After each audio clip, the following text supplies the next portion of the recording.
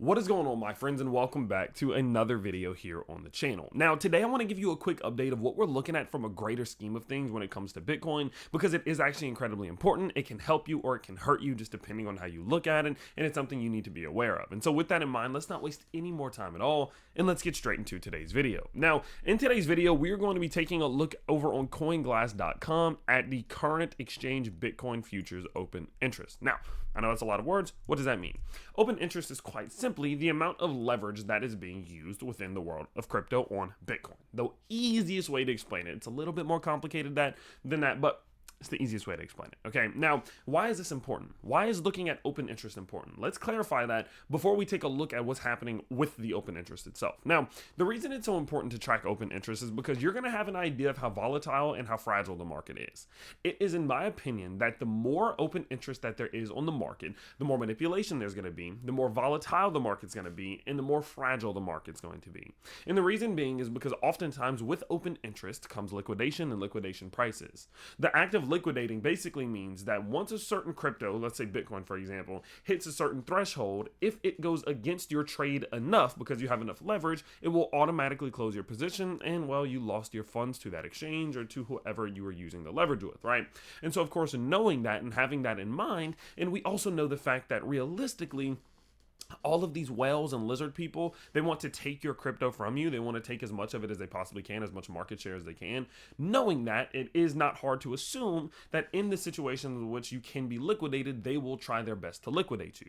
So if we piece that together, with open interest comes liquidations, and with liquidations come whales and lizard people who want to be able to take your crypto from you. So the more open interest, the more liquidations, the more whales are going to try to move this market around to take your crypto. Okay, that's why it's important. Now, what we can see happening currently with open interest is that it is nearing a new all-time high, actually. Now, if we do look at it from a grand scheme of things, right, if we just look at it from a perspective of the last few months, it is at an all-time high. And it's shocking because it's not even really close. You know, you look back in 2021 in April where we were. Then you look back here in 2021 towards October and where we were. And that was moments where interest was so high. I mean, I remember looking at this chart. If I just drag this back to, let's just go right here. Man, I remember looking at this like, holy shit, this is way too much interest. Way too much interest, way too risky, way too fragile. What's going to happen? And then of course, interest just combusts, basically, just boom, straight to the downside. Everything comes tumbling down. And obviously I was like, yeah, that's good. We need to not ever get back that high again. Now, when you really look at what's happening now,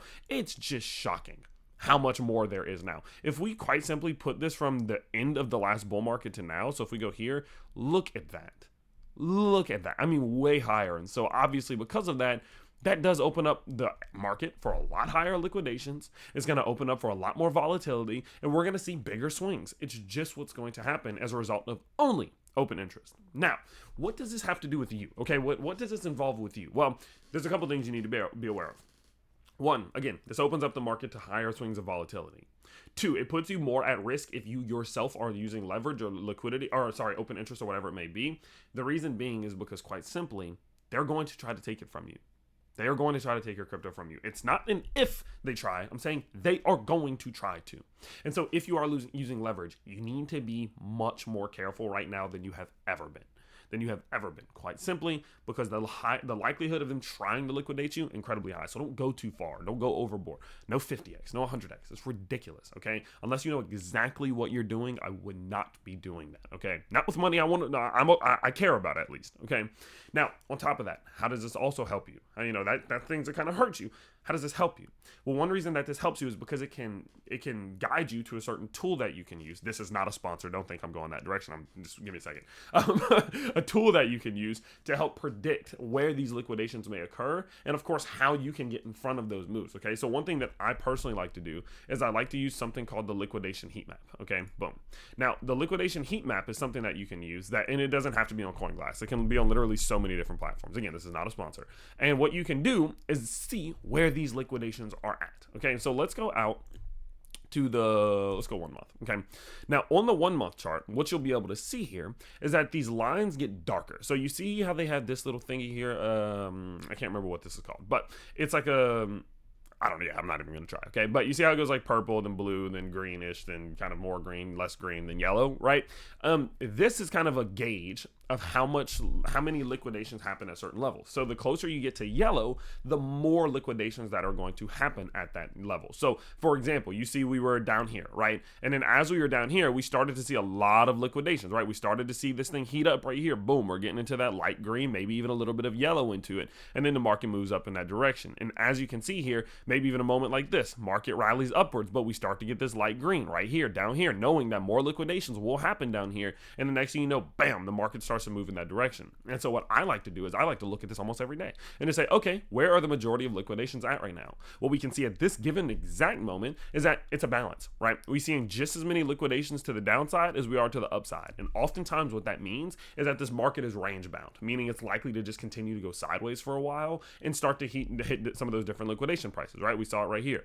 Bam, liquidations to the downside. Bam, liquidations to the upside. Now we might go in either direction. Bam to the up or bam to the down, right? We know that Bitcoin's in a sideways trend right now based off of our last video from yesterday. And so obviously because of that, then there's really no way that we can know at this point, but it is incredibly important to watch it because sometimes, right, we will have a moment like this where when we were down here, again, you could clearly see that liquidation start to heat up here, and the likelihood of us driving in that direction are so high because the whales are going to push it in whatever direction will allow them to liquidate you as much as they possibly can. And so because of that, it's an interesting tool to use, and it's going to become more and more valuable as we do start to see, of course, the open interest in general really start to pick up, okay? And so because of that, overall, I just really wanted to go over that with you guys today. I definitely think that the fact that we have ETFs in the mix, I think that it might help with the I don't know if fragility is a word, but how fragileness, I don't know, like how fragile the market is. I think it'll help with that a lot because I think that the institutional investors and oftentimes VCs or whoever it may be, they are not as kind of short-sighted in general, so they're not just going to be panic selling on a relatively consistent basis. And because of that, that should bring a little bit more stability to the market to help counter the fragility and the volatility that will come from something like open interest being so high. And so I definitely think it helps, but it definitely does not change much in my opinion. It is very important to note that when open interest is this high, sometimes all hell breaks loose. It might be to the upside or it might be to the downside. You just literally never know, but you just have to be prepared for that type of volatility and be okay with it. And so because of that, I just wanted to tell you guys about that today. Let me know how you feel about videos like this. Are they helpful? Like, do you think that I should maybe post some more like education-based things or other tools that you look at instead of technical analysis? Let me know. I can surely do this. I post, 3-4 videos every single day. So of course I could plug something like this on a consistent basis. So let me know if you think it's helpful, if you think it's valuable, and if so, you could always let me know by liking this video, subscribing to the channel if you are new, turning on that bell so you see the rest of the videos I post today, and just tuning into the next ones. And so of course I hope you have an amazing Friday, and I can't wait to see you all next time. Peace out, everybody.